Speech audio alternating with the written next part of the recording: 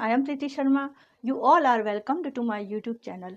मैं हूं प्रीति शर्मा और अपने चैनल पर आप सभी का स्वागत करती हूं। I am going to continue basic rules of English grammar and this is the part number 28. As we know that there are 8 parts of speech: noun, pronouns, adjective, verb, adverb, preposition, conjunction and interjection. Out of these 8 parts we have studied noun, pronoun and adjective. These three we have studied in our previous videos. Today I am going to start our fourth topic, verb. So today we will start our topic verb. What is the meaning of verb? Verb means क्रिया। हिंदी में आपने पढ़ा होगा क्रिया, संज्ञा, सर्वनाम, क्रिया। तो ये वर्ब का मीनिंग होता है क्रिया। हिंदी में क्रिया का मीनिंग होता है करना, किसी कार्य को करना। और इंग्लिश में हम कह सकते हैं इसे कोई भी एक्शन। इसकी डेफिनेशन क्या होगी? What is the definition of verb? Verb की डेफिनेशन हम देखेंगे। A verb is the action और state of being in a sentence. किसी सेंटेंस में कोई कार्य करना या उसके होने का जब हमें बोध होता है, दैट इज कॉल्ड वर्ब। या जिन शब्दों से हमें किसी कार्य के करने या होने का बोध होता है, वह शब्द, इसे हिंदी में हम कह सकते हैं, जिससे किसी कार्य के करने या होने का बोध होता है, उसे हम क्रिया कहते हैं। इस डेफिनेशन को हम 2 पार्ट्स में डिवाइड कर सकते हैं। एक तो है एक्शन और दूसरा है स्टेट ऑफ बीइंग। मतलब यह देखिए, एक्शन वर्ब हम ले लेते हैं कि एक्शन वर्ब्स कौन कौन सी होती है। एक्शन वर्ब जो हमें दिखाई दे रही है ना, ही ईट्स टू मच, वह बहुत खाता है, तो वो खाता हुआ हमें दिखता है, यह एक फिजिकल एक्शन है, यह एक्शन होते हुए दिखाई देती है। ही इज ड्रिंकिंग वाटर, वह पानी पी रहा है, तो वह भी एक एक्शन हो रहा है, हमें दिख रहा है ना। ही इज स्पीकिंग समथिंग, वह कुछ बोल रहा है, तो वह बोलते हुए हमें दिखाई दे रहा है ना। She is listening to me carefully, वह मुझे केयरफुली सुन रही है, तो यहाँ पर भी हमें वह क्रिया होते हुए दिखाई दे रही है। ही गोज टू मार्केट, वह मार्केट जाता है, तो टू गो, ये जो गो है वो क्या है? एक क्रिया है। ही कम्स हियर, वह यहाँ आता है, तो यहाँ पर भी कम क्या है? एक क्रिया हो रही है, आते जाते हमें दिखाई दे रहे हैं। He is standing near the tree, वह ट्री के पास खड़ा हुआ है, तो वो खड़ा हुआ हमें दिखाई दे रहा है। यदि हम कहें किसी से प्लीज सिट डाउन, तो हमने उसको बैठने के लिए कहा है, तो वो भी एक्शन हो रहा है। ही ड्राइव स्लोली, यदि हम कहते हैं कि ही ड्राइव्स कार स्लोली, वह कार बहुत धीरे चलाता है, तो ये भी एक्शन होता हुआ दिख रहा है कि वो धीरे चलाता है ना। स्टॉप प्लीज, रुक जाओ, है ना। तो यहाँ पर भी क्या हो रहा है कि वो क्रिया होते हुए दिखाई देगी। ही स्टॉप्ड स्कूटी, उसने स्कूटी को स्टॉप किया, रोक दिया, तो ये क्रिया भी हमें होते हुए दिखाई दे रही है। He is doing his work, वह अपना कार्य कर रहा है, तो यहाँ पर कार्य भी करते हुए दिखाई दे रहा है कि वह अपना कार्य कर रहा है। ही वॉक्स डेली 2 किलोमीटर्स, वह डेली 2 किलोमीटर चलता है, तो यहाँ पर भी वो एक्शन हमें दिखाई देता है कि वह डेली 2 किलोमीटर चलता है। ही टॉक्स टू मच, वह बहुत ज़्यादा बोलता है या बहुत बातें करता है। He talks too much. Athletes are running, athletes दौड़ रहे हैं, तो वो भी हमें दिख रहे हैं। ही सिंग्स ओल्ड सॉन्ग्स, वो पुराने गाने गाता है। ऐसे बहुत सारे एग्जाम्पल्स हैं जिनको हम फिजिकली होते हुए दिखाई देता है। दूसरा हम लेते हैं state of being. State of being में जो शब्द, जो वर्ड्स वर्ब के रूप में आ रहे हैं, उनमें हमें कोई कार्य करते हुए दिखाई नहीं दे रहा है, उसमें हम यह कह सकते हैं कि वो किसी अवस्था को बताता है। जैसे इज यहाँ पर एक वर्ब है, लेकिन हम यदि कहें कि ही इज एन इंजीनियर, वह एक इंजीनियर है, तो क्या वह इंजीनियर चल रहा है, दौड़ रहा है, खा रहा है, पी रहा है, हंस रहा है, उठ रहा है, बैठ रहा है? नहीं, हमने सिर्फ उसके बारे में इसे कहा है कि वह एक इंजीनियर है। तो है जो है यहाँ पर एक वर्ब का रूप है, एक वर्ब है, और यह किसी स्टेट ऑफ बीइंग, मतलब कि किसी के होने को बताता है। ठीक है, ऐसे ही जैसे मैं कहूँ आई एम अ टीचर, मैं एक टीचर हूँ, तो मैं अभी कुछ कर तो नहीं रही हूँ, इस सेंटेंस में मैं कोई एक्शन नहीं बता रही हूँ कि मैं पढ़ा रही हूँ या मैं बैठ रही हूँ, खड़ी हो रही हूँ, ये नहीं बता रही हूँ। मैं सिर्फ इतना बता रही हूँ, मेरी स्थिति को बता रही हूँ कि आई एम अ टीचर, तो मैं टीचर हूँ। यहाँ पर भी वर्ब है, शब्द वह शब्द है जो वर्ब किसी क्रिया को बताता है, लेकिन वह पोजीशन कौन सी है, स्टेट ऑफ बीइंग की है, होने का बोध हो रहा है कि मैं क्या हूँ, एक टीचर हूँ। यू आर अ डॉक्टर, तुम डॉक्टर हो। अब डॉक्टर ना तो अभी सर्जरी कर रहा है, ना ऑपरेशन कर रहा है, ना किसी को देख रहा है, ना किसी पेशेंट को देख रहा है, लेकिन हम उसके बारे में उसकी स्थिति बताई जा रही है कि यू आर अ डॉक्टर, तुम एक डॉक्टर हो, उसकी होने की स्थिति को बता रहा है। तो आर भी यहाँ पर क्या हुआ, एक वर्ब हुआ है। अब जैसे वॉज और वर सेंटेंस हम लेते हैं कि he was in the city, वह शहर में था। अब वो बॉय जो भी था वो शहर में था, तो ना तो वो चल रहा है, दौड़ रहा है, खा रहा है, पी रहा है, कुछ नहीं कर रहा है, कोई एक्शन नहीं बता रहा, सिर्फ हमने उसकी स्थिति का बोध कराया है कि वो कहाँ पर है, वह शहर में था। दे वर इन द कॉलेज, वह कॉलेज में थे। तो कॉलेज में, यहाँ हम कहें students were in the college, students college में थे। तो स्टूडेंट्स का हम कोई एक्शन नहीं बता रहे हैं कि वो पढ़ रहे हैं या अभी लंच ले रहे हैं या अभी वो खेल रहे हैं, हम उनके बारे में ये नहीं बता रहे, हमने सिर्फ उनकी स्थिति का बोध कराया है कि वह कॉलेज में थे। दे वर इन द कॉलेज। इसी तरह से हैज़, हैव और हैड का भी हम बता सकते हैं कि जैसे किसी के पास कोई चीज है तो वो भी वहां पर क्या होगी, वर्ब है। जैसे ही हैज अ कार, उसके पास एक कार है, तो वो जो कार उसके पास है वो उसकी यहाँ पर स्थिति को बता रहा है कि उसके पास एक कार है। तो हैज भी यहाँ पर क्या, किस लिए किस में हम डिवाइड कर सकते हैं, इसे स्टेट ऑफ बीइंग में बता सकते हैं। ऐसे ही हैव है ना, they have a big house, उनके पास एक बहुत बड़ा घर है। तो हमने क्या बताया, उनके पास कोई चीज है, और वहां पर हैव जो यूज हो रहा है वो वर्ब के फॉर्म में हो रहा है, और यही वर्ब क्या कहलाएगा, यहाँ पर स्टेट ऑफ बीइंग को शो करेगा। ऐसे ही हैड, जैसे आई हैड अ पेन, मेरे पास एक पेन था, but not now it is, अब नहीं है। तो वो पहले की स्थिति को बता रहा है कि मेरे पास एक पेन था, है ना। तो हैड भी यहाँ पर क्या है, पास्ट टेंस में किसी चीज की स्थिति को शो कर रहा है, स्टेट ऑफ बीइंग को शो कर रहा है, और ये भी यहाँ पर क्या होगा, एक तरह से वर्ब ही होगा। तो हम वर्ब की डेफिनेशन को समझने के लिए टू पार्ट्स में डिवाइड कर सकते हैं, एक तो एक्शन वर्ब और एक स्टेट ऑफ बीइंग वर्ब्स। ये मैंने यहाँ पर क्लियर कर दिया है, चाहे तो आप इनको नोट कर सकते हैं, ठीक है। अब हम पढ़ेंगे वर्ब के टाइप्स।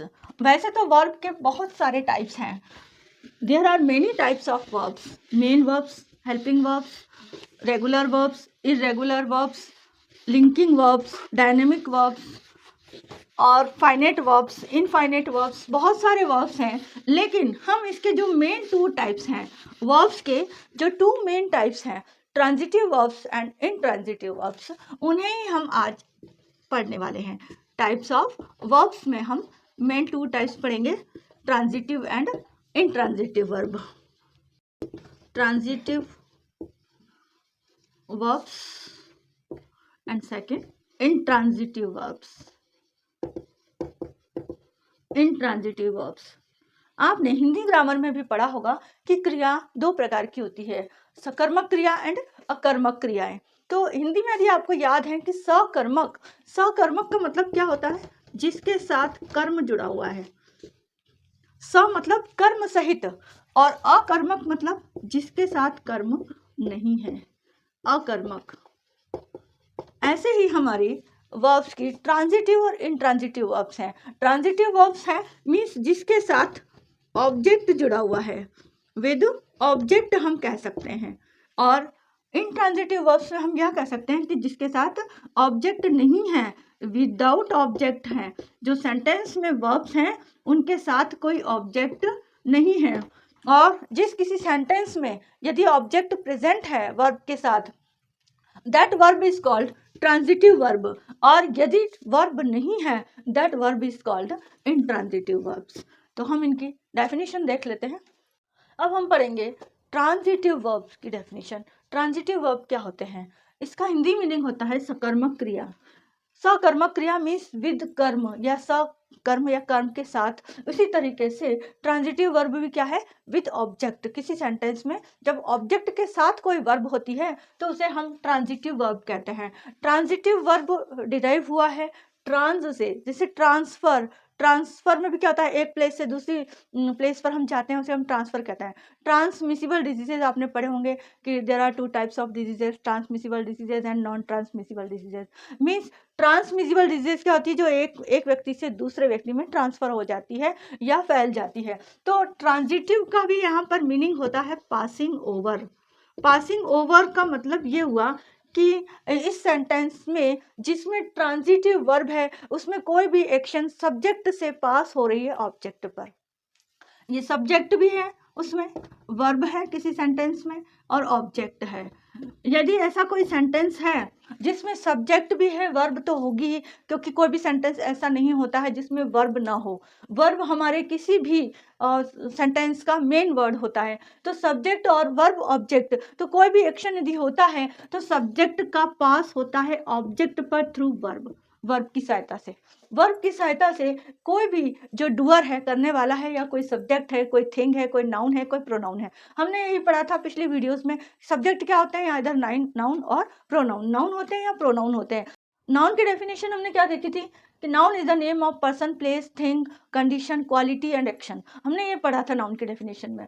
तो जब भी सब्जेक्ट की जगह पर कोई नाउन या प्रोनाउन होता है और उसकी कोई एक्शन यदि ऑब्जेक्ट पर पास हो रही है, ऑब्जेक्ट पर भी कंडीशन यही होती है कि वहां पर कोई नाउन या प्रोनाउन होना चाहिए, तभी हम उसे ऑब्जेक्ट कहेंगे। और ऑब्जेक्ट में एडवर्ब, एडजेक्टिव्स और दूसरे वर्ड्स भी हो सकते हैं। लेकिन हमें क्या देखना है कि नाउन और प्रोनाउन पर यदि कोई एक्शन ट्रांसफर हो रहा है, सब्जेक्ट से ऑब्जेक्ट पर ट्रांसफर हो रहा है, तो वो वर्ब यहाँ पर ट्रांजिटिव वर्ब कहलाएगी। ठीक है, जैसे definition, a transitive verb is a verb that denotes an action. यह वर्ब वह एक्शन बताता है विच पासेस ओवर, जो पास होता है फ्रॉम द सब्जेक्ट और डूअर। यहाँ पर सब्जेक्ट क्या है, डूअर है, मतलब करने वाला है। सब्जेक्ट और डूअर टू समथिंग और समबडी एल्स, जो करने वाला है सब्जेक्ट से यदि ऑब्जेक्ट पर कोई एक्शन पास हो रहा है, पासिंग ओवर, पास हो रहा है, तो उसे हम क्या कहते हैं, उस वर्ब को, इस सेंटेंस में उस वर्ब को ट्रांजिटिव वर्ब कहा जाता है। एग्जाम्पल हम लेते हैं, जैसे मैंने लिखा आई एट एन एप्पल। अब एप्पल यहाँ पर क्या है, नाउन है, ठीक है, और आई यहाँ पर क्या है, सब्जेक्ट है, जो कि प्रोनाउन है। ठीक है ना, सब्जेक्ट की जगह पर नाउन या प्रोनाउन हो सकता है। ऑब्जेक्ट की जगह पर भी यदि कोई नाउन और प्रोनाउन होता है तो वहां पर ये सब्जेक्ट की एक्शन उस नाउन या प्रोनाउन पर ट्रांसफर होती है, तब इस वर्ब को, ये जो एट है ये वर्ब है, ये वर्ब को हम ट्रांजिटिव वर्ब कहेंगे। मैंने एक एप्पल खाया, मैंने क्या खाया, एक एप्पल खाया, तो मेरा जो एक्शन है, मेरी जो क्रिया है वो किस पर ट्रांसफर हुई, एप्पल पर ट्रांसफर हुई, इसलिए ये वर्ब यहाँ पर क्या कहलाएगी, ट्रांजिटिव। यदि मैं कहती हूँ आई एट, मैंने खाया, तो सामने आप सोचो कि क्या खाया, क्वेश्चन यहाँ पर आपको अधूरा लगेगा, इनकम्प्लीट क्वेश्चन लगेगा, इनकम्प्लीट सेंटेंस लगेगा, है ना।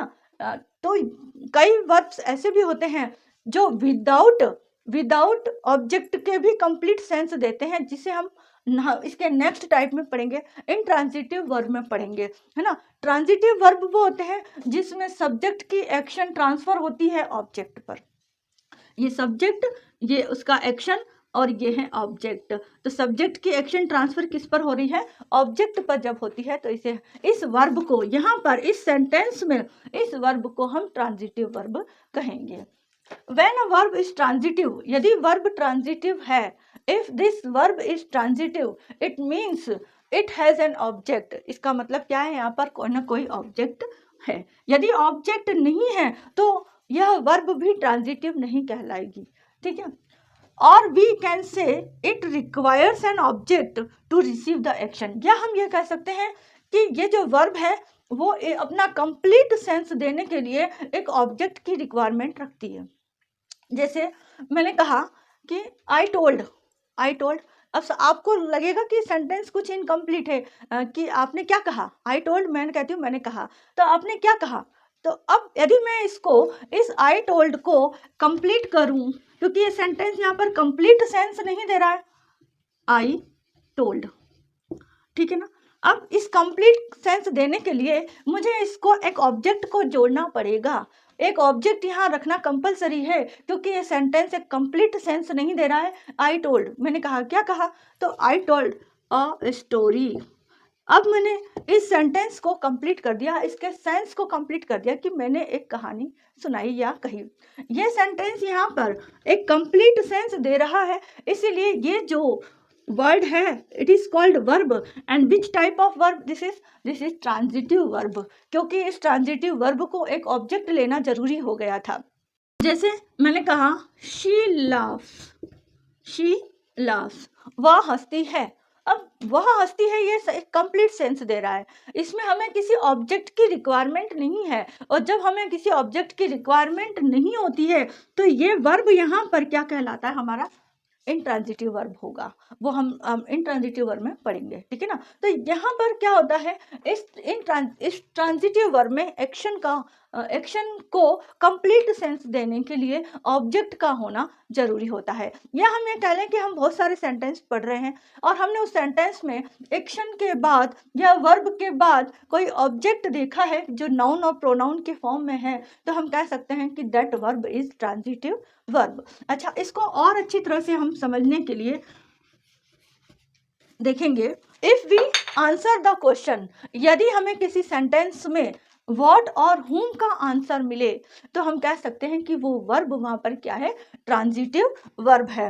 If we answer the question what और whom after a verb in the sentence में वर्ब के बाद यदि कोई एक्शन से हमें व्हाट और whom का आंसर मिले तो हम कह सकते हैं द वर्ब इज ट्रांजिटिव, वो वर्ब क्या है, ट्रांजिटिव है। जैसे मैंने बताया ही सिंग्स, वह गाता है, ठीक है, ये भी कंप्लीट सेंस है, ये सब्जेक्ट है और ये वर्ब है। यहाँ पर यदि हम केवल इतना लिखते हैं तो वो इंट्रांजिटिव हो जाएगा। लेकिन मैं कहूँ कि ही सिंग्स ओल्ड सॉन्ग्स, वह पुराने गाने गाता है, या न्यू सॉन्ग्स या रोमांटिक सॉन्ग्स या कुछ भी सॉन्ग्स कह सकते हो आप, है ना। तो ही सिंग्स ओल्ड सॉन्ग्स, ये सॉन्ग्स यहाँ पर क्या है, नाउन है, ये इसका एडजेक्टिव है। तो नाउन तो हमें यहाँ मिल ही रहा है, और जब भी हमें नाउन मिल जाए एज ए ऑब्जेक्ट, ये वर्ब यहाँ पर ट्रांजिटिव वर्ब कहलाती है। इस वर्ब को हम क्या कहेंगे, ट्रांजिटिव वर्ब कहेंगे। अब हमने देखा कि व्हाट और whom का आंसर मिले, यदि मैं इसका क्वेश्चन बनाऊं तो क्या बनाएंगे, व्हाट ही सिंग्स या व्हाट डज ही सिंग। हम इसका क्वेश्चन क्या बना सकते हैं, व्हाट डज ही सिंग, वह क्या गाता है, ये क्वेश्चन बन गया। तो यहाँ पर हमें व्हाट का आंसर मिल रहा है और इसका आंसर हम दे सकते हैं ही सिंग्स ओल्ड सॉन्ग्स, वह पुराने गाने गाता है। whom को समझने के लिए जैसे हम एग्जांपल ले लेते हैं, यहाँ पर द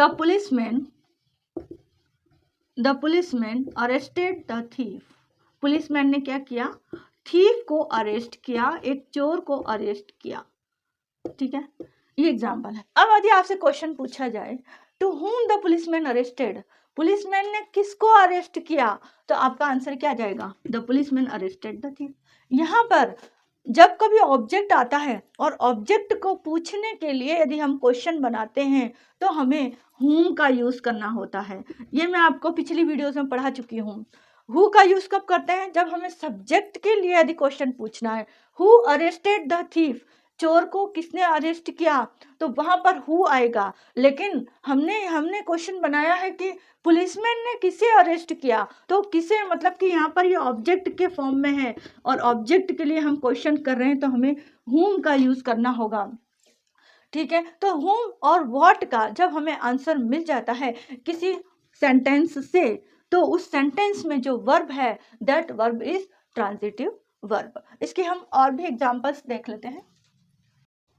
ट्रांजिटिव वर्ब के कुछ एग्जांपल्स हैं। ही गेव द गिफ्ट, अब ही यहाँ पर है सब्जेक्ट। हमने देखा था कि वर्ब से पहले जो नाउन प्रोनाउन होते हैं दे आर सब्जेक्ट, ये यहाँ पर है वर्ब और ये भी है मेन वर्ब। द गिफ्ट, अब गिफ्ट यहाँ पर एक नाउन है और इस नाउन द आर्टिकल है जो कि एक विशेष गिफ्ट के लिए, पर्टिकुलर गिफ्ट के लिए आया हुआ है। तो ये जो नाउन है ये यहाँ पर एज ए ऑब्जेक्ट, एक ऑब्जेक्ट की तरह यूज हो रहा है यहाँ पर एज एन ऑब्जेक्ट, ओके। तो ही गेव द गिफ्ट, अब यहाँ पर हम इस वर्ब को क्या कहेंगे, ट्रांजिटिव वर्ब। क्यों कहेंगे ट्रांजिटिव वर्ब, क्योंकि ये जो सब्जेक्ट है या डूअर है, करने वाला है, इसका एक्शन का जो इफेक्ट है वो किस पर पड़ रहा है, गिफ्ट पर पड़ रहा है कि उसने क्या दिया, उसने गिफ्ट दिया। अब यदि हम इसका क्वेश्चन बनाते हैं तो हमें व्हाट या whom का आंसर मिलना चाहिए। वो वर्ब ट्रांजिटिव वर्ब होगी, जिस सेंटेंस में यदि हम ऑब्जेक्ट के लिए क्वेश्चन बनाएं तो हमें व्हाट या whom का आंसर मिलना चाहिए। यहाँ पर यदि इस ऑब्जेक्ट के लिए हम क्वेश्चन बनाते हैं, हमें क्वेश्चन में ऑब्जेक्ट को पूछना है कि उसने क्या दिया, ऑब्जेक्ट को क्वेश्चन में पूछना है उसने क्या दिया, तो हम क्या कह सकते हैं, question what did he give, उसने क्या दिया। ठीक है, तो हमारा आंसर क्या आ जाएगा, ही गेव द गिफ्ट। इस क्वेश्चन का एग्जैक्ट आंसर ये यदि बनता है हमारा, तब हम कह सकते हैं कि this gave, this verb is transitive verb. ठीक है ना। अब लीना राइट्स लेटर, लीना पत्र लिखती है, इसका क्वेश्चन क्या बन जाएगा, ये सब्जेक्ट, ये वर्ब और ये ऑब्जेक्ट। क्वेश्चन क्या बनेगा, what does Leena write, Leena क्या लिखती है, लीना राइट्स लेटर। अरे आपको क्वेश्चन पूछा जाए व्हाट डज लीना राइट और आप लिखते हो लीना राइट्स लेटर, इसका मतलब क्या हुआ कि ये जो वर्ब है उसका एक्शन किस पर पड़ रहा है, किस पर पास हो रहा है, सब्जेक्ट से ऑब्जेक्ट पर पास हो रहा है, इसलिए ये जो वर्ब है वो यहाँ पर ट्रांजिटिव वर्ब है। आई टॉट इंग्लिश ग्रामर, मैंने इंग्लिश ग्रामर पढ़ाई। अब क्वेश्चन भी बन रहा है, मैं इसके लिए क्वेश्चन पूछना है क्योंकि ऑब्जेक्ट के लिए ही हमें क्वेश्चन पूछना होगा, सब्जेक्ट के लिए नहीं। यदि हम सब्जेक्ट के लिए पूछते हैं तो हम कहेंगे who taught English grammar, English किसने पढ़ाई, तब हम हु जो आंसर आएगा कि आई टॉट इंग्लिश ग्रामर, मैंने पढ़ाई, मैंने इंग्लिश ग्रामर पढ़ाई। लेकिन हमको पूछना है ऑब्जेक्ट के लिए, क्योंकि हमें ये देखना है कि ये जो वर्ब है वो ट्रांजिटिव है या इनट्रांजिटिव है। इसे जानने के लिए हमें क्वेश्चन करना होगा ऑब्जेक्ट के लिए, और ऑब्जेक्ट के लिए जब हम क्वेश्चन करते हैं और हमें व्हाट और whom का आंसर मिलता है, तब हम कह सकते हैं कि ये वर्ब क्या है, ट्रांजिटिव वर्ब है। जब इसके लिए पूछना है तो हमें क्या क्वेश्चन बनाना होगा, व्हाट डिड यू टीच। अब आपसे कोई पूछे कि तुमने क्या पढ़ाया, मुझसे यदि मान लो किसी ने पूछा व्हाट डिड यू टीच, तुमने क्या पढ़ाया, तब मैं कह सकती हूँ आई टॉट इंग्लिश ग्रामर, मैंने इंग्लिश ग्रामर पढ़ाई। यहाँ पर इस क्वेश्चन का एग्जैक्ट आंसर आ रहा है और हमने देखा कि हमारे क्वेश्चन में व्हाट आ रहा है इंग्लिश ग्रामर के लिए। इंग्लिश ग्रामर के लिए इसका आंसर के लिए हमने व्हाट का यूज किया है, इसका मतलब ये वर्ब हमारी ट्रांजिटिव वर्ब है ना। अच्छा देखो, इसके अलावा मैं एक सेंटेंस आपको बताती हूँ। जैसे मैंने लिखा आई लिव इन किशनगढ़, ठीक है।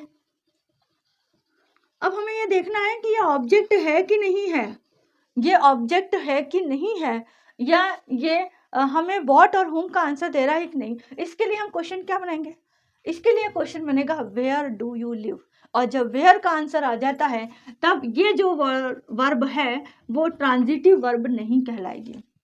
यहाँ पर ये वर्ब ट्रांजिटिव वर्ब नहीं होगी, क्योंकि यहाँ पर हमें व्हाट और whom का आंसर नहीं बल्कि वेयर का क्वेश्चन मिल रहा है, वेयर डू यू लिव।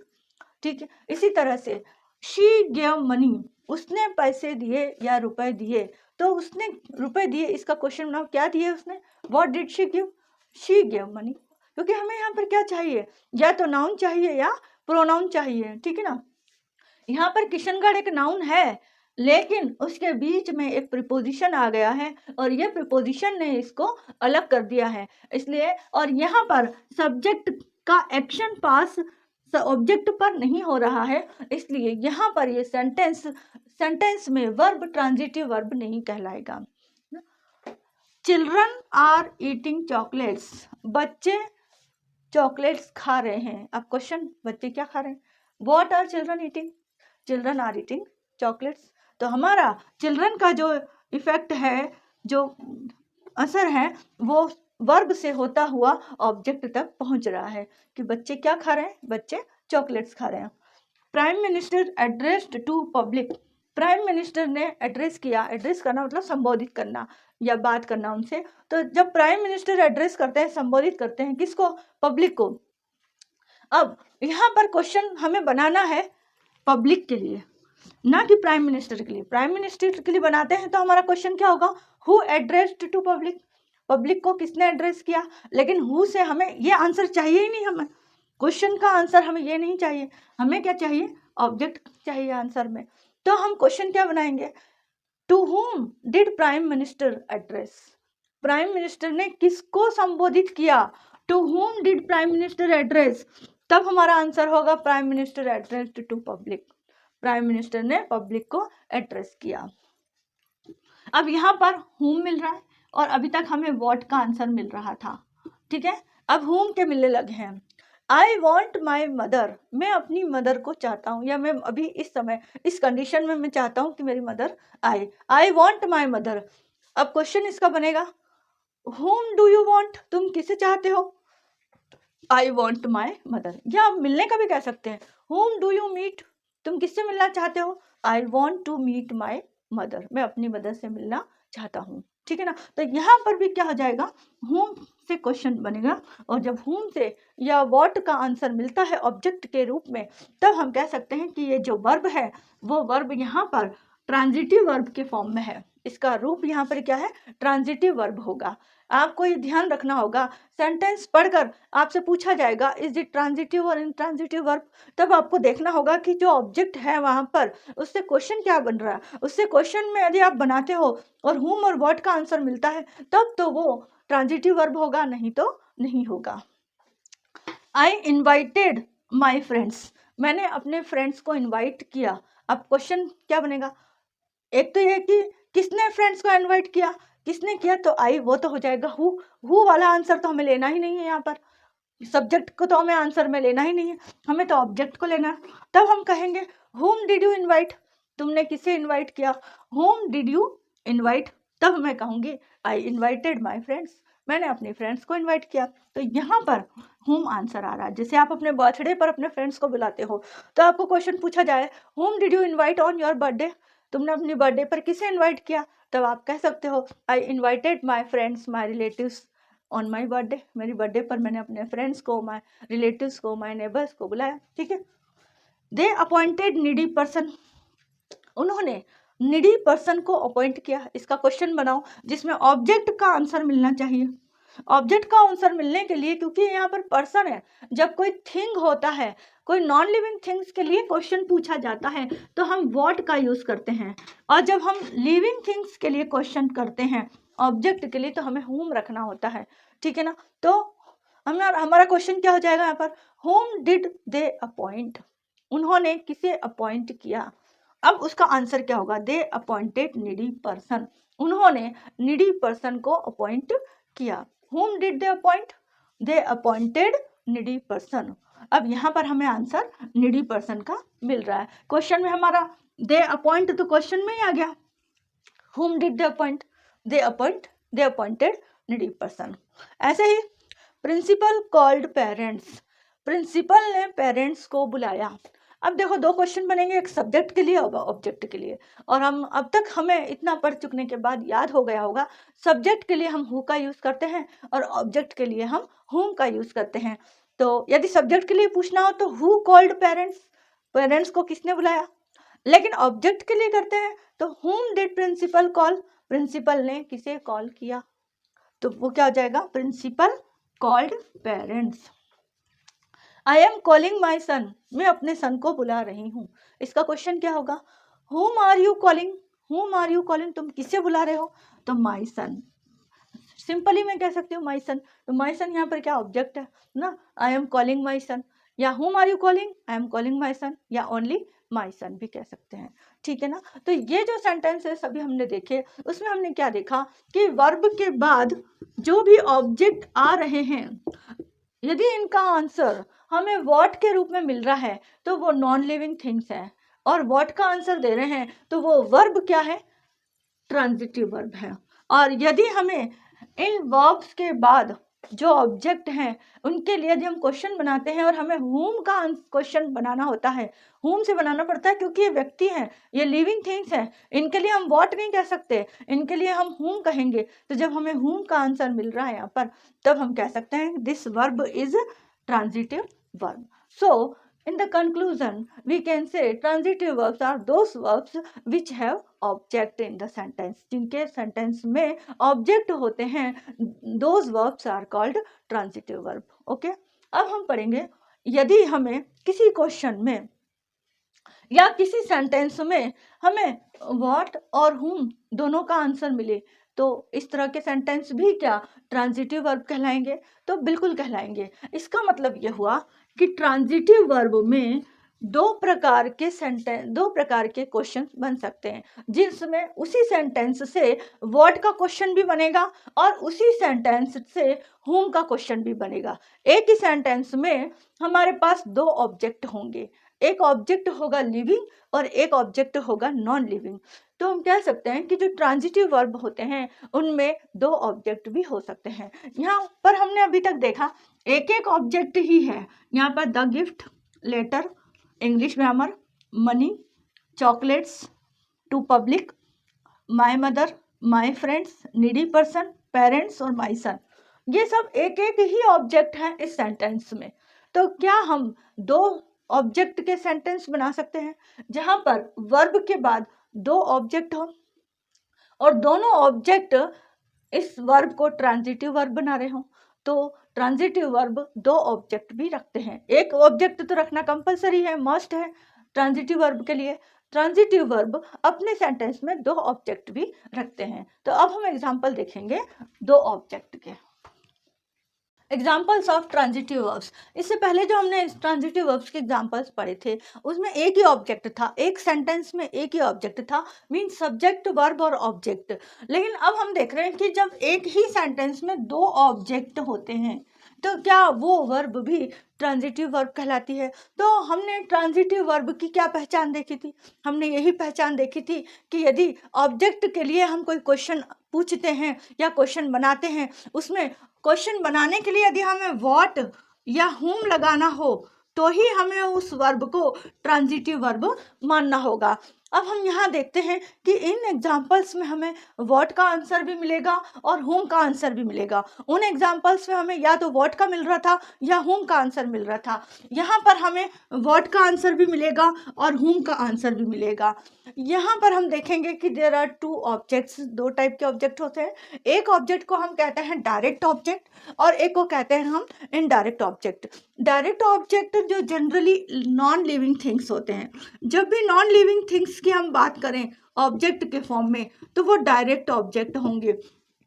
और यदि हम किसी लिविंग थिंग्स की, किसी व्यक्ति की बात करें तो वहां पर वो इनडायरेक्ट ऑब्जेक्ट कहलाएंगे। ये कौन से होंगे? इनडायरेक्ट ऑब्जेक्ट होंगे। ठीक है, यही इसकी मेन पहचान है। अब देखिए फर्स्ट एग्जांपल है he gave the gift to his mother. ये है हमारा सब्जेक्ट। सब्जेक्ट कुछ भी हो सकता है, कोई नाउन भी हो सकता है और प्रोनाउन भी हो सकता है। ये है प्रोनाउन सब्जेक्ट और ये है वर्ब। ठीक है, अब ये वर्ब हमें देखना है कि ट्रांजिटिव है या इनट्रांजिटिव। तो हमने क्या देखा, सब्जेक्ट, वर्ब और डायरेक्ट ऑब्जेक्ट। यहाँ पर हमें दो ऑब्जेक्ट मिल रहे हैं। He give the gift to his mother, उसने क्या दिया? गिफ्ट दिया। किसको दिया? अपनी मदर को दिया। तो यहाँ पर ये जो द गिफ्ट है वो डायरेक्ट ऑब्जेक्ट है और to his mother indirect object है। अब यदि हम क्वेश्चन बनाए तो क्या बनेगा? पहले हम डायरेक्ट ऑब्जेक्ट के लिए क्वेश्चन बनाते हैं। इसके लिए क्या है, द गिफ्ट एक नॉन लिविंग थिंग है तो हमें क्या लगाना पड़ेगा? व्हाट डिड, क्योंकि ये पास्ट टेंस है, गिव मतलब दिया, तो उसके लिए हमें डिड का यूज करना होगा। व्हाट डिड ही गिव, अब डिड आ गया इसलिए ये जो वर्ब है वो फर्स्ट या वर्ब फर्स्ट फॉर्म में आएगी। What did he give to his mother, उसने अपनी मदर को क्या गिफ्ट दिया? What did he give to his mother, उसने अपनी मदर को क्या गिफ्ट दिया? तो गिफ्ट के लिए हमें किसका यूज करना होगा? व्हाट का ही यूज करेंगे। तो ये यहाँ पर क्या हो गया? Direct object. अब हमें इसके लिए क्वेश्चन बनाना है टू हिज मदर के लिए। तो हमारा क्वेश्चन क्या होगा कि उसने गिफ्ट किसे दिया? टू हिज मदर के लिए हमें गिफ्ट क्वेश्चन बनाना है। उसने गिफ्ट किसे दिया? तो हमें कहेंगे to whom he gave the gift, उसने किसे गिफ्ट दिया, या to whom did he give the gift, दोनों तरीके से बना सकते हैं। तो उसने क्या बताया कि उसने किसे गिफ्ट दिया। अब आपका आंसर क्या हो जाएगा? He gave the gift to his mother, उसने गिफ्ट किसे दिया? अपनी मदर को दिया। लीना राइट्स, ये हो गया सब्जेक्ट, ये हो गया वर्ब, ये भी ऑब्जेक्ट और ये भी ऑब्जेक्ट। अब मैंने आपको बताया था जो नॉन लिविंग थिंग होगी वो हमारा डायरेक्ट ऑब्जेक्ट होगा और जो लिविंग थिंग्स है उसके फादर वो क्या हो गए? इनडायरेक्ट ऑब्जेक्ट हो गए। ठीक है, अब हम क्वेश्चन बना सकते हैं। व्हाट डज, क्योंकि ये प्रेजेंट टेंस का है इसलिए हमें क्वेश्चन भी डज लगाना होगा। What does Leena write to her father, Leena अपने फादर के लिए क्या लिखती है, अपने फादर को क्या लिखती है, तो Leena writes letter to her father. Leena क्या लिखती है, लेटर लिखती है। इसी तरीके से इसके लिए क्वेश्चन बनाना है हमें फादर के लिए, तो हमारा क्वेश्चन क्या होगा कि लीना किसे पत्र लिखती है, तो हमारा क्वेश्चन क्या हो जाएगा, to whom Leena write letter. Leena किसे पत्र लिखती है, तो अपने फादर को लिखती है। या to whom does Leena write letter, Leena किसे पत्र लिखती है, तो आपका क्वेश्चन क्या आ जाएगा, Leena writes letter to her father. I teach you English grammar, मैं तुम्हें इंग्लिश ग्रामर पढ़ाती हूँ। तो यहाँ पर यू, ये तो हमारा सब्जेक्ट, ये हो गया वर्ब, ये हो गया ऑब्जेक्ट कौन सा, यू क्या है, तुम हो, तुम लिविंग थिंग हो, इसलिए यहाँ पर इनडायरेक्ट ऑब्जेक्ट पहले आ गया है और डायरेक्ट ऑब्जेक्ट बाद में आया है, ऐसा भी हो सकता है। डायरेक्ट ऑब्जेक्ट और इनडायरेक्ट ऑब्जेक्ट दोनों के प्लेस चेंज हो सकता है। यदि आपको प्लेस चेंज करनी है, मान लो आपको डायरेक्ट ऑब्जेक्ट को पहले रखना है, इनडायरेक्ट को बाद में रखना है, तो भी आप चेंज कर सकते हो। इस सेंटेंस को हम ऐसे भी लिख सकते हैं, I teach English grammar to you, फिर आपको एक प्रीपोजिशन टू का यूज करना होगा कि मैं तुम्हें इंग्लिश ग्रामर पढ़ाती हूँ। I teach English grammar to you, अब हमारा सेंटेंस ऐसा भी सही है और यह भी सही है, आई टीच यू इंग्लिश ग्रामर। ठीक है, अब आपका क्वेश्चन बनाना है, तो आप यदि क्वेश्चन बना रहे हो इसके लिए यदि हम क्वेश्चन बनाते हैं कि मैं इंग्लिश ग्रामर किसे पढ़ाती हूँ, तो to whom I teach English grammar, तो क्वेश्चन क्या जाए, आंसर क्या आ जाएगा, I teach you English grammar. और यदि इंग्लिश ग्रामर के लिए क्वेश्चन बनाना है, तो मैं क्या कहूँगी कि मैं तुम्हें क्या पढ़ाती हूँ, मेरा क्वेश्चन क्या बनेगा, मैं तुम्हें क्या पढ़ाती हूँ। What does I teach you, मैं तुम्हें क्या पढ़ाती हूँ, I teach you English grammar, answer ही आ जाएगा। दोनों में आंसर बस लिविंग थिंग के लिए होम का यूज होगा और नॉन लिविंग थिंग के लिए व्हाट का यूज होगा। यहाँ पर अब आप पहचानो, ये क्या है, सब्जेक्ट है और ये क्या है, वर्ब है। यहाँ पर फिर आपको दो ऑब्जेक्ट दिखाई दे रहे हैं, मनी और टू मी। ये प्रीपोजिशन से हमने क्या कर सकते हैं, इनडायरेक्ट ऑब्जेक्ट को यहाँ पर बाद में लिख सकते हैं। तो ये हो गया हमारा जो नॉन लिविंग थिंग है, वो तो हो गया हमारा डायरेक्ट ऑब्जेक्ट, और जो लिविंग थिंग है वो हो गया हमारा इनडायरेक्ट ऑब्जेक्ट। ओके, अब हमारा क्वेश्चन क्या बनेगा कि मान लो मैं डायरेक्ट ऑब्जेक्ट के लिए क्वेश्चन बनाए, तो मुझे व्हाट का यूज करना पड़ेगा। What did she give to me, वो मुझे क्या देती है, उसने मुझे क्या दिया। What did she give to me, उसने मुझे क्या दिया, तो मेरा आंसर क्या होगा, she gave money to me. और यदि मैं इसके लिए क्वेश्चन बनाती हूँ कि उसने रुपए या पैसे किसको दिए, उसने किसे रुपए दिए, तो मैं क्या कहूँगी, to whom she gave money, उसने किसे रुपए दिए, टू हुम आ जाएगा यहाँ पर। और यदि हम कहते हैं कि to whom she gave money या to whom did she give money, उसने किसे रुपए दिए, she gave money to me, उसने मुझे रुपए दिए। और मैंने आपको बताया था कि इस मी को हम इधर भी लिख सकते हैं, इनडायरेक्ट ऑब्जेक्ट को हम डायरेक्ट ऑब्जेक्ट से पहले भी लिख सकते हैं और बाद में भी लिख सकते हैं। तो हम इसे यह भी बना सकते हैं, शी गेव मी मनी, यहाँ टू हटेगा, यदि ये मी पहले आता है, इस डायरेक्ट ऑब्जेक्ट के पहले आता है, तो हमारा ये सेंटेंस भी सही होगा, शी गेव मी मनी, उसने मुझे रुपए दिए। ठीक है, parents are saving money for their children, parents money से बचत कर रहे हैं, पैसे बचा रहे हैं, फॉर देयर चिल्ड्रन, अपने बच्चों के लिए।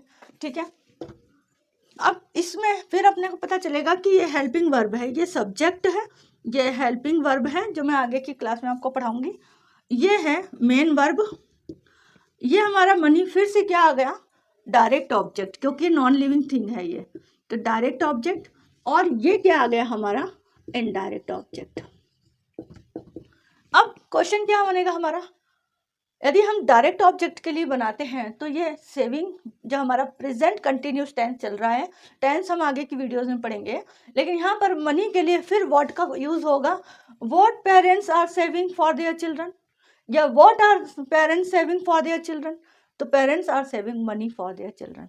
ठीक है, और यदि इसके लिए बनाना है होम, तो यहाँ पर फिर होम का आ जाएगा। तो अब यहाँ पर फॉर है, तो हमारे क्वेश्चन में भी for whom parents are saving money, parents किसके लिए मनी सेव कर रहे हैं, parents are saving money for their children, ये इसका आंसर हो जाएगा।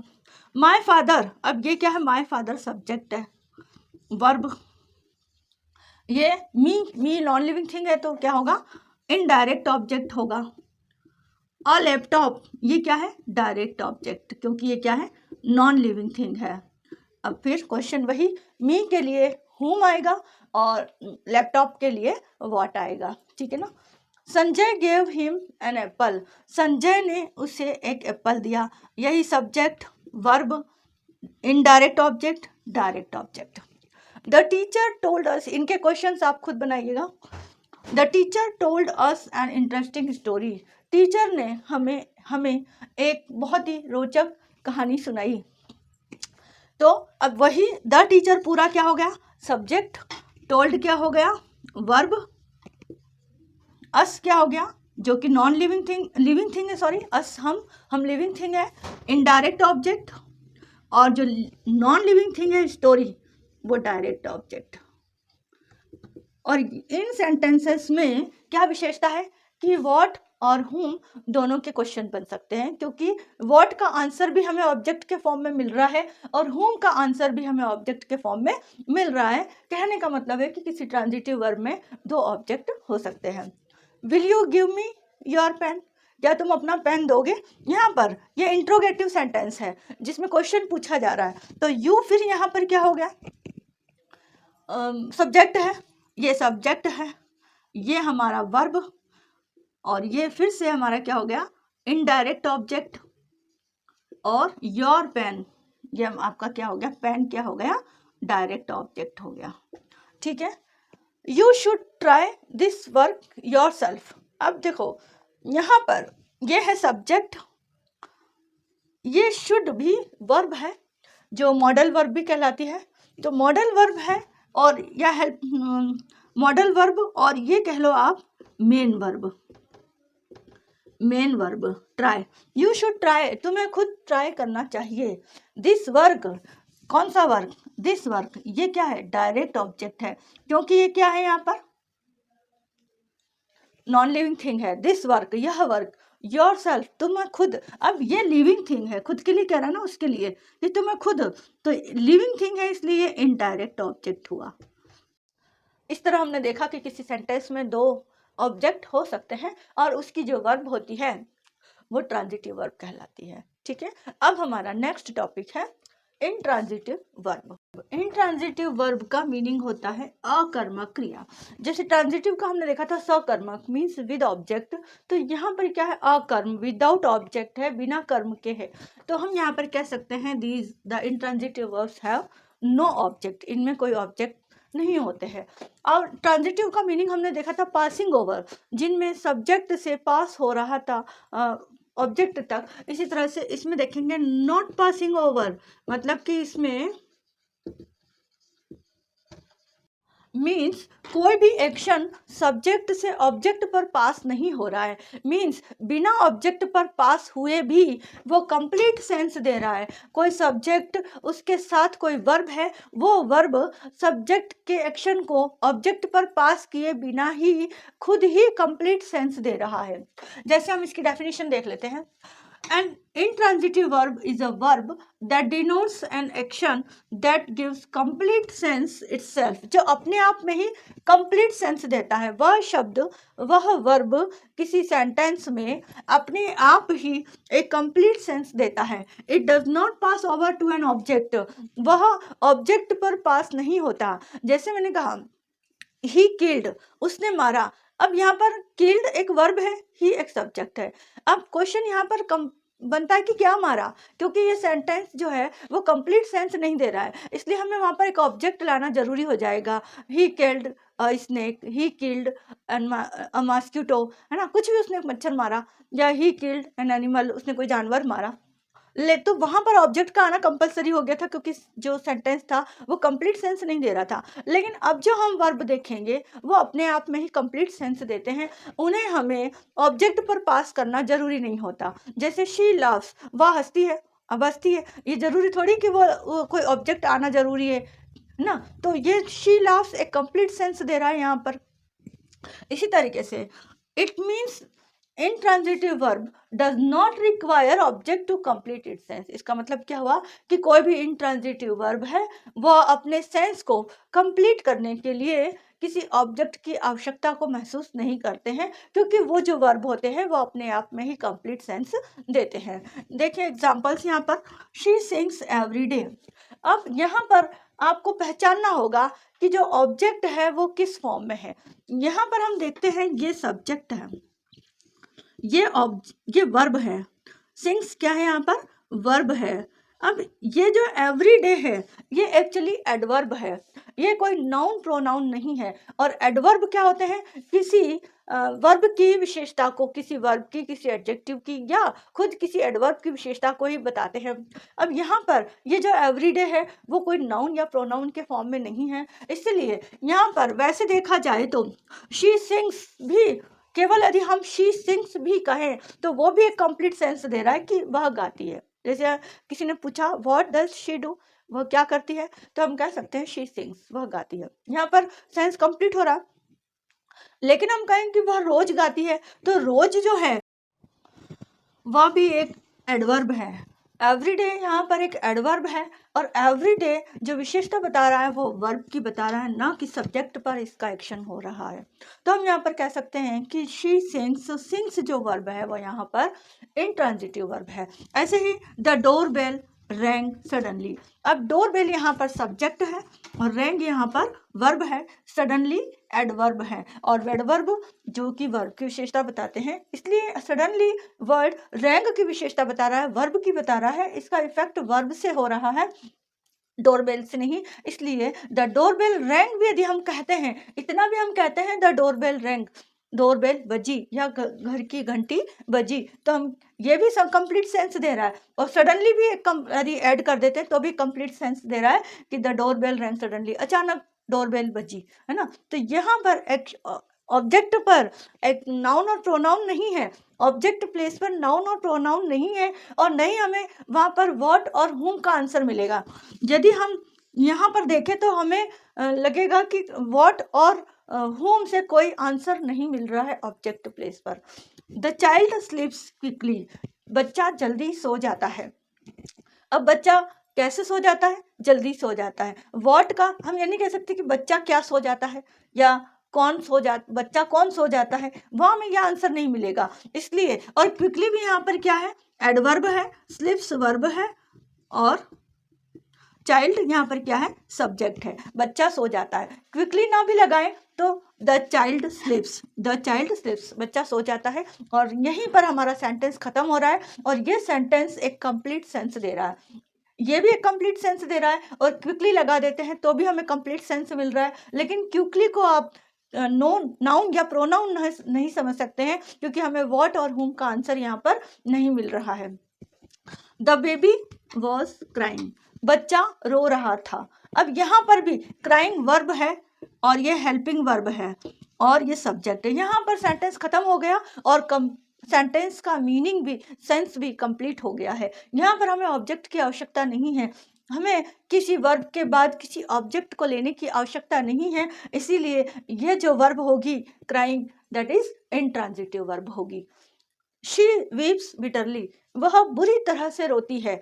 अब बुरी तरह से रोती है तो यहाँ पर क्वेश्चन व्हाट और whom से नहीं आएगा, यहाँ पर क्वेश्चन बनेगा वो कैसे रोती है, और कैसे जब हमें मिलता है तो हमें आंसर एडवर्ब का मिलता है, ना कि किसी नाउन और प्रोनाउन का। इसलिए यहाँ पर जो बिटरली है वो एक एडवर्ब है जो कि वर्ब की विशेषता बता रहा है। यदि हम शी वीप्स कहे, वह रोती है, तो भी हमारा कंप्लीट सेंस हो रहा है, हमें यहाँ पर किसी नाउन और प्रोनाउन को लेने की आवश्यकता नहीं है। इसलिए हमारा ये जो वर्ब है वीप्स, वो क्या है, एक इंट्रांजिटिव वर्ब है। The thief ran away quickly, अब देखो द थीफ रैन अवे, चोर भाग गया। The thief ran away quickly, चोर तुरंत भाग गया, बहुत जल्दी भाग गया। तो यहाँ पर हमें जो रैन है ये एक वर्ब है, और वर्ब के बाद ऑब्जेक्ट के रूप में नाउन और प्रोनाउन नहीं मिल रहे हैं, इसलिए हम इस सेंटेंस में इस वर्ब को इंट्रांजिटिव वर्ब कह सकते हैं, क्योंकि द थीफ तो यहाँ पर सब्जेक्ट है और रैन वर्ब है, और अवे और क्विकली दोनों उसकी क्या बता रहे हैं, एडवर्ब वर्ब की विशेषता बता रहे हैं, इसलिए ये यहाँ पर एक इंट्रांजिटिव वर्ब है। वी वॉक डेली, हम डेली वॉक करते हैं, ठीक है। अब डेली वॉक करते हैं तो यहाँ पर क्वेश्चन ये आ रहा है कि आप कब कब वॉक करते हैं, हमें व्हाट और whom से कोई आंसर नहीं मिल रहा है। यहाँ पर इस सब्जेक्ट और वर्ब के बाद कोई नाउन या प्रोनाउन नहीं हो रहा है यूज, इसलिए हम इस सेंटेंस में इस वर्ब को भी क्या कह सकते हैं, इंट्रांजिटिव वर्ब कहेंगे। ही कंप्लेन्स फ्रिक्वेंटली, वह शिकायत करता है। ही कंप्लेन्स, यहाँ भी सेंटेंस कंप्लीट हो रहा है हमारा, इसका सेंस भी कंप्लीट हो रहा है कि वह शिकायत करता है, ठीक है, वह शिकायत करता है।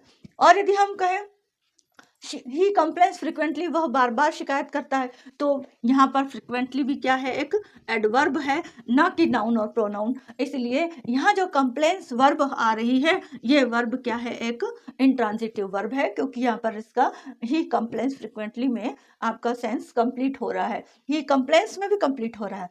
दे लाफ्ड, हम ये कह सकते हैं वे हंसे, यहाँ भी हमारा कंप्लीट सेंस हो रहा है कि वे हंसे। दे लाफ्ड टू मच, वो बहुत हंसे।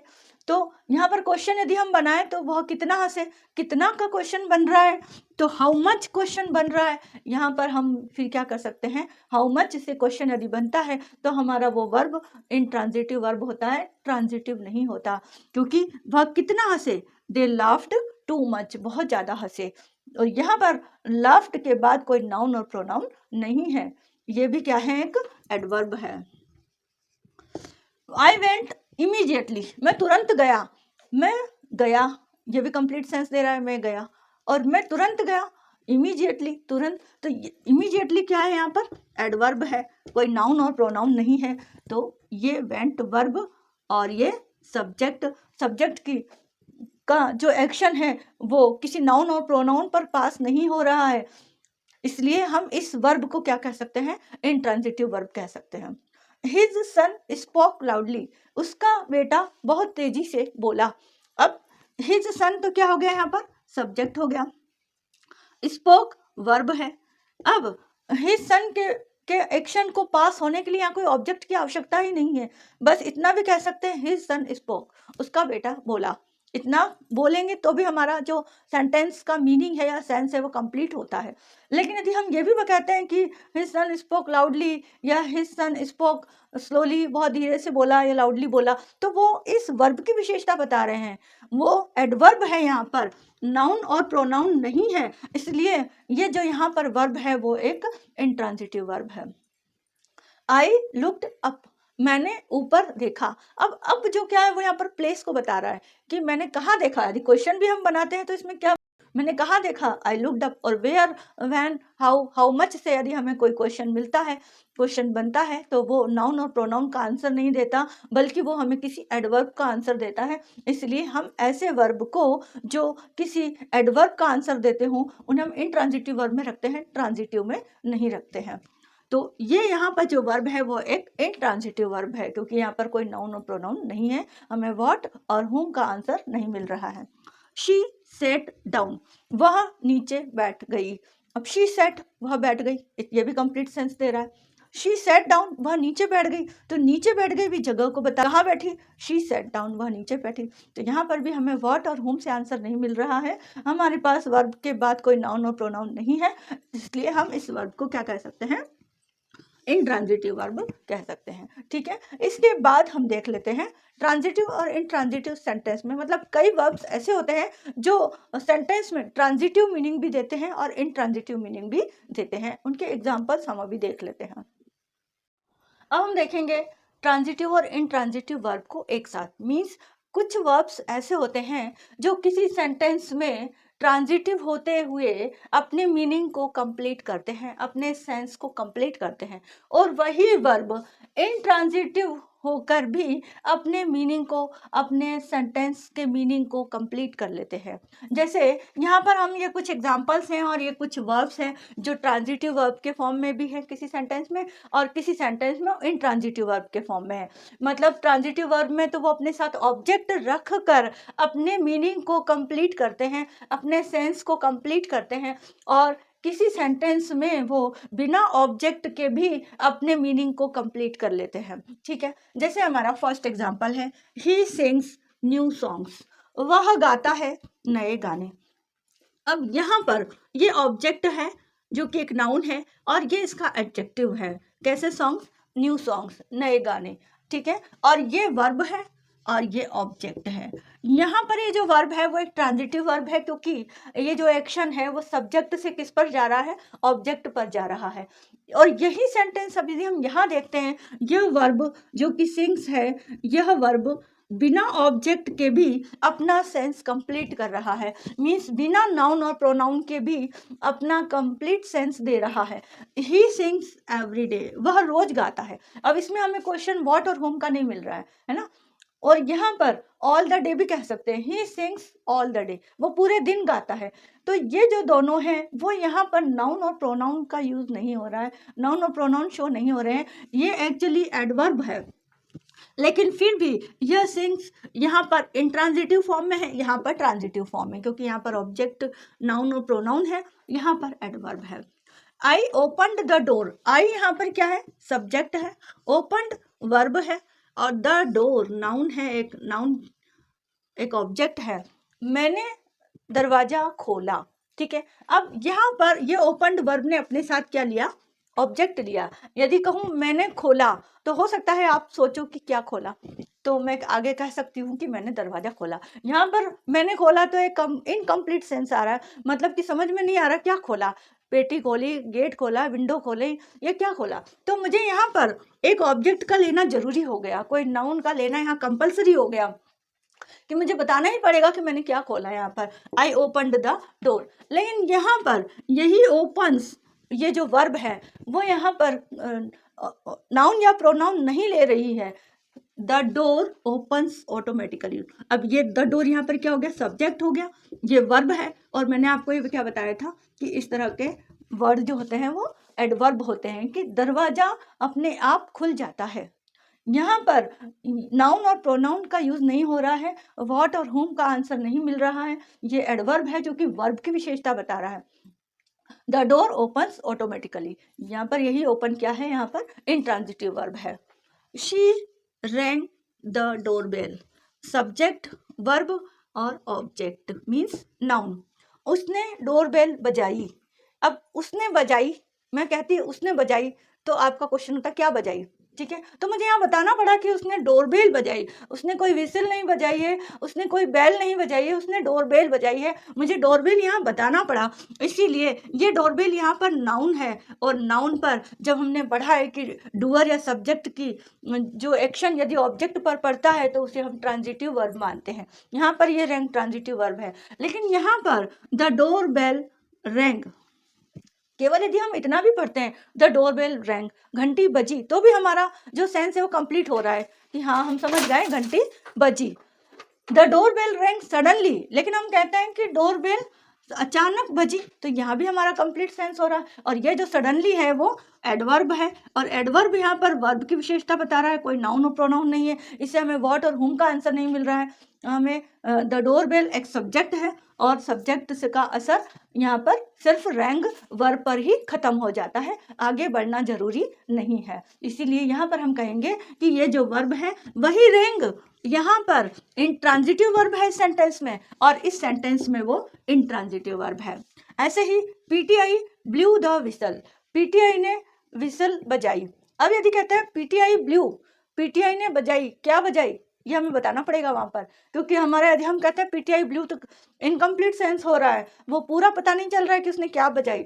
हमें यहाँ पर बताना पड़ा कि उसने विसल बजाई, इसलिए ये सब्जेक्ट, ये वर्ब और ये ऑब्जेक्ट आ गया। यहाँ पर द विसल ब्लू लाउडली। अब यहाँ पर यदि हम लाउडली नहीं भी लिखते हैं, द विसल ब्लू, सीटी बजी, ठीक है। ये सीटी बजी एक कंप्लीट सेंस दे रहा है, कंप्लीट सेंटेंस है ये, और इसीलिए हम इस ब्लू को यहाँ पर क्या मान सकते हैं? इंट्रांजिटिव वर्ब कह सकते हैं। द विसल ब्लू लाउडली, सीटी बहुत तेजी से बजी, तो भी हमारा कंप्लीट सेंस हो रहा है, ये एक एडवर्ब है। ही प्लेस द चेस, वह चेस खेलता है। ही प्लेस, यदि हम कहते हैं ही प्लेस वह खेलता है, तो हमें बताना पड़ेगा कि वो क्या खेलता है।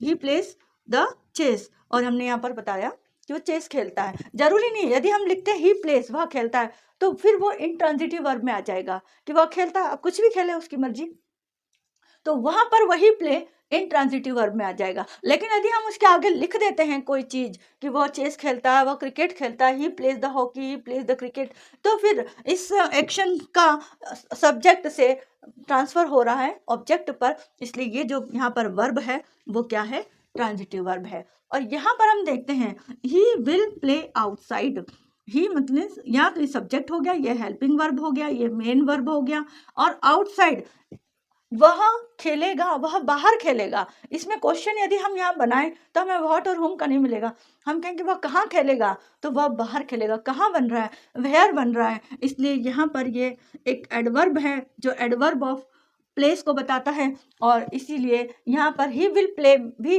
एक कंप्लीट सेंस दे रहा है, ही विल प्ले आउटसाइड भी एक कंप्लीट सेंस दे रहा है, इसलिए क्या है यहाँ पर इंट्रांजिटिव वर्ब है। आई स्टॉप्ड माई स्कूटी, मैंने रोकी अपनी स्कूटी, मैंने अपनी स्कूटी रोकी। यदि मैं कहती हूँ मैंने रोकी तो फिर क्या रोकी, ठीक है, अपनी बात रोकी या कोई चीज़ रोकी, तो मैंने अपनी स्कूटी रोकी। यहाँ पर मैंने बताया कि मैंने अपनी स्कूटी रोकी, तो ये क्या हो गया, एक नाउन है, और इस नाउन का जिस जो वर्ब है वो वर्ब इस सब्जेक्ट से इस नाउन पर ट्रांसफर हो रहा है, इसका एक्शन। अब यहाँ पर हम देखें, माई स्कूटी स्टॉप्ड, मेरी स्कूटी रुक गई, ये भी कह सकते हैं मेरी स्कूटी रुक गई, या मेरी स्कूटी अचानक रुक गई, यह भी अचानक आ गया। तो हम ये जानते हैं कि ये क्या है, एक एडवर्ब है, जिसे हमें व्हाट और होम का आंसर नहीं मिल रहा है, ये वर्ब है, और यही स्टॉप्ड यहाँ पर ट्रांजिटिव वर्ब है, और यही स्टॉप्ड यहाँ पर इंट्रांजिटिव वर्ब है। चिल्ड्रन फ्लाई काइट, बच्चे पतंग उड़ाते हैं। अब मान लो दो बच्चे हैं, दोनों भाई पतंग उड़ा रहे हैं, तो हमने यहाँ क्या किया, चिल्ड्रन तो सब्जेक्ट है, फ्लाई वर्ब है, और काइट यहाँ पर नाउन है जो कि ऑब्जेक्ट है। बच्चे क्या उड़ाते हैं, पतंग उड़ाते हैं। यदि हम कहते हैं चिल्ड्रन फ्लाई, तो समझ में नहीं आता कि चिल्ड्रन उड़ाते हैं, क्या उड़ाते हैं, कुछ तो बताना ही पड़ेगा हमें कि बर्ड उड़ाते हैं, या पैरट उड़ाते हैं, या पिजन उड़ाते हैं, या काइट उड़ाते हैं। तो हमने बताया कि चिल्ड्रन फ्लाई काइट, वो पतंग उड़ाते हैं, ठीक है। तो यहाँ पर हमें नाउन मिल गया और ऑब्जेक्ट है। अब यदि हम यहाँ कहते हैं चिल्ड्रंस काइट फ्लू, अब यहाँ पर ये एपोस्ट्रोफ एस का मतलब क्या हुआ, का के की, बच्चों की पतंग उड़ी, बच्चों की पतंग उड़ी, यहाँ पर ये सब्जेक्ट है पूरा, बच्चों की पतंग, ये पूरा सब्जेक्ट है, और ये वर्ब है, ये वर्ब है, इसके आगे कोई ऑब्जेक्ट नहीं है, और यहाँ पर कंप्लीट सेंस मिल रहा है हमें, बच्चों की पतंग उड़ी, ठीक है। इसमें हमें और कुछ ऐड करने की आवश्यकता नहीं है, या यहाँ पर हमें ऑब्जेक्ट की रिक्वायरमेंट नहीं है, इसमें ही सेंटेंस कंप्लीट हो रहा है, इसलिए यहाँ पे जो वर्ब है वो इंट्रांजिटिव वर्ब है। My maid broke new set of cup, मेरी मेड ने मेरे कप के नए सेट को तोड़ा। अब मेरी मेड ने क्या किया, ब्रॉक तो यहाँ पर वर्ब है, माई मेड ये पूरा सब्जेक्ट है, और न्यू सेट ऑफ कप, उसने कप का एक सेट, मेरे नए कप का एक सेट तोड़ दिया, तो ये क्या है, ऑब्जेक्ट है। इसका असर यहाँ पर इस एक्शन, ये जो एक्शन है वो इस सब्जेक्ट से ऑब्जेक्ट पर ट्रांसफर हुआ। लेकिन यहाँ हम कहते हैं कप हैज ब्रोकन, कप टूट चुका है। अब कप टूट चुका है, हैज ब्रोकन, ये हेल्पिंग वर्ब, ये तो हो गया सब्जेक्ट, ये हेल्पिंग वर्ब, और ये मेन वर्ब, बस यहाँ कुछ ऑब्जेक्ट की रिक्वायरमेंट नहीं है, और सेंस भी कंप्लीट हो गया हमारा, हमें व्हाट और हुम की आवश्यकता भी नहीं है, ये कब टूट चुका है। ही बर्न्ड हिज हैंड्स, उसने अपने हाथ जलाए, तो ही तो यहाँ पर क्या है, सब्जेक्ट है, बर्न्ट यहाँ पर क्या है, और वर्ब है, और हिज हैंड्स उसने अपने, ऑब्जेक्ट यहाँ पर क्या है, नाउन, ये पॉजिटिव प्रोनाउन है, तो यहाँ पर उसने अपने हाथ जलाए, ये नाउन। और अब यहाँ पर ये सब्जेक्ट वर्ब ऑब्जेक्ट, यहाँ देखें हिज हैंड्स बर्न्ट, उसके हाथ जल गए। अब देखो यहाँ पर हिज हैंड्स तो क्या हो गया, पूरा सब्जेक्ट हो गया, ये हो गया वर्ब, और ऑब्जेक्ट की हमें आवश्यकता ही नहीं है, क्योंकि हमारे यहाँ पर कंप्लीट सेंस मिल रहा है, उसके हाथ जल गए ना। Radha wrote a letter, Radha ने एक पत्र लिखा, राधा ने क्या लिखा, एक पत्र लिखा, क्या का आंसर हमें मिल रहा है, व्हाट डिड शी राइट, उसने क्या लिखा, she wrote a letter, Radha wrote a letter.